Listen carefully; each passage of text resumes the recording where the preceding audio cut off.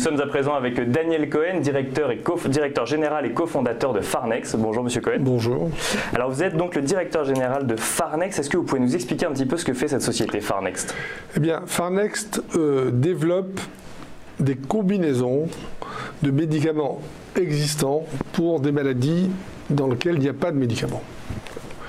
Donc pour découvrir ces combinaisons dans l'arsenal des médicaments existants, on va utiliser ce qu'on appelle les big data, essentiellement des big data de génétique des maladies justement sans traitement, et de l'intelligence artificielle pour arriver à faire une chose, c'est faire l'inventaire de toutes les cibles possibles dans cette maladie pour les médicaments en général. Qu'est-ce que c'est qu'une cible? D'ailleurs, qu'est-ce que c'est qu'un médicament? C'est une petite molécule inventée par l'homme qui va pénétrer dans le corps et va taper sur une de nos molécules favorites, les protéines, pour augmenter ou diminuer l'activité de celle-ci. C'est en augmentant ou en diminuant l'activité que on pense que ça va améliorer la maladie. L'idée nouvelle, c'est de ne pas agir sur une seule protéine, mais sur un ensemble de protéines, sur un ensemble de cibles, parce qu'en général, ces cibles sont interconnectées les unes avec les autres. Donc, en tapant sur une seule, vous allez avoir un petit effet. En tapant sur plusieurs, il va y avoir, puisqu'elles sont interconnectées, une espèce de propagation comme une réaction en chaîne qui va avoir un effet beaucoup plus global et beaucoup plus important. Donc ça, c'est grâce à l'intelligence artificielle qu'on arrive à prédire les combinaisons potentielles pour une maladie dans laquelle il n'y a rien. Donc évidemment, comme on utilise des médicaments déjà existants, en plus à des doses relativement faibles, ces combinaisons sont très sûres. Parce que d'un côté, en fait, on a donc un besoin en médicaments sur des maladies qui sont non traitées, et de l'autre, en fait, on a un certain nombre de molécules dans les traitements existants qui sont existantes, et donc on met ça en fait dans une machine ou dans une plateforme qui mélange big data et intelligence artificielle pour en fait faire en sorte que les deux se correspondent. Voilà, c'est ça? Exactement, tout à fait ça. Donc on a mis très longtemps à mettre au point cette machine, mais il a été très productif. On a des centaines de brevets sur des combinaisons nouvelles de vieux médicaments. Les combinaisons sont nouvelles. Et donc, on a développé plusieurs produits potentiels, dont une maladie rare, qui est la maladie de Charcot-Marie-Tooth, et une, voire plusieurs maladies plus communes, plus fréquentes, par exemple la maladie d'Alzheimer. Concernant la maladie de Charcot-Marie-Tooth, il s'agit d'une maladie orpheline dans laquelle justement il n'y avait rien.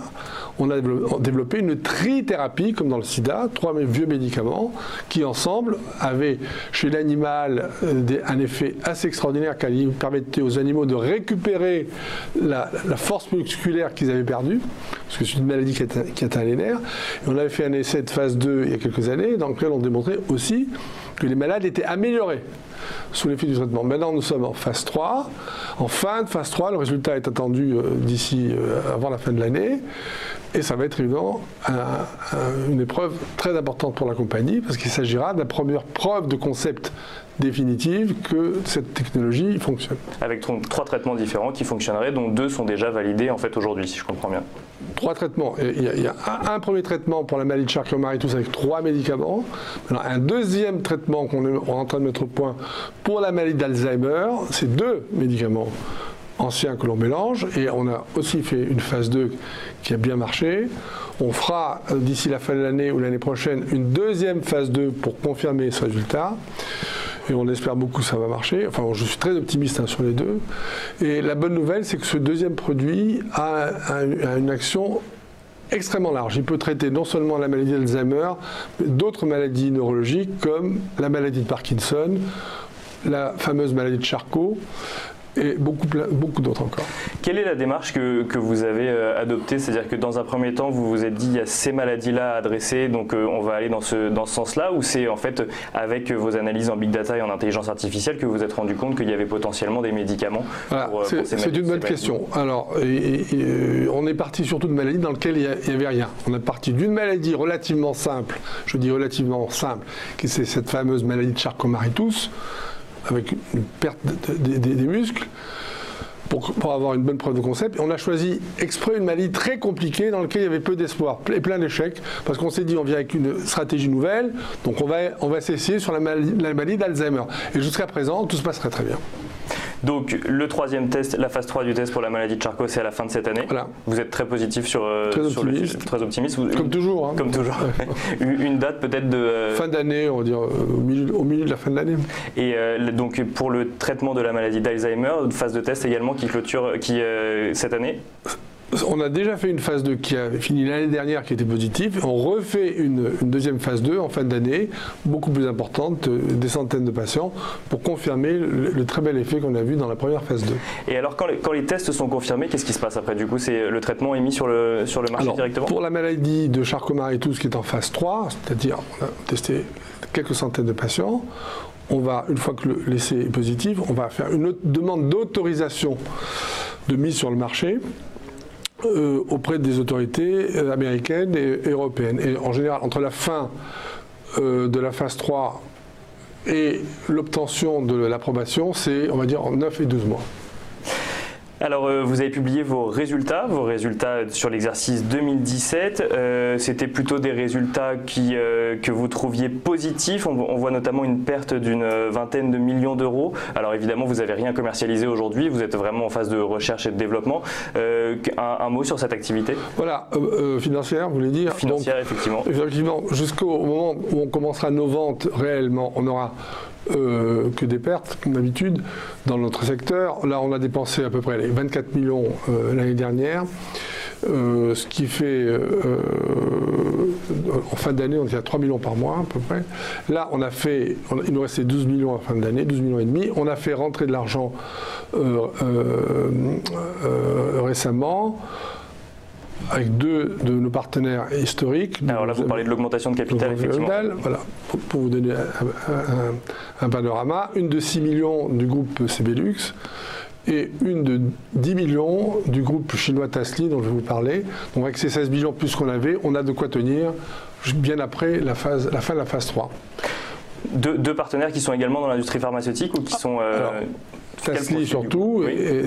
Donc Tasly qui est un opérateur chinois, je crois. Chinois, très connu en Chine, qui croit absolument à la technologie parce qu'elle ressemble beaucoup à la philosophie chinoise. Hein. Des mélanges de médicaments, c'est typiquement la culture chinoise. Et très puissant financièrement, qui nous a déjà soutenu l'année dernière avec un investissement de 20 millions. Qui recommence cette année avec un investissement de 10 millions. Pour nous, c'est un partenaire extrêmement sérieux, très fiable, de très haut niveau scientifique, et c'est un honneur d'être en collaboration avec eux. Alors, on le voit, c'est des investissements très lourds, ça peut prendre plusieurs années de développement. Qu'est-ce qu'on explique à ces investisseurs quand effectivement ils doivent faire des investissements aussi lourds? C'est qu'ensuite, derrière, il y a des marchés qui sont les marchés colossaux. Alors, nous, on a encore, si vous voulez, à peu près 1 an et demi, 2 ans, sans revenus, parce que le produit Charcot-Marie-Tooth sera commercialisé dans 1 an et demi, 2 ans. C'est quand même un marché de 1 milliard d'euros. Qui n'est pas adressé aujourd'hui. Qui n'est pas adressé, dans lequel on est tout seul, il n'y a pas de compétiteurs. Donc ça vaut la peine de patienter et de laisser ces investissements se faire avec des partenaires qui y croient et qui nous aideront quoi qu'il arrive.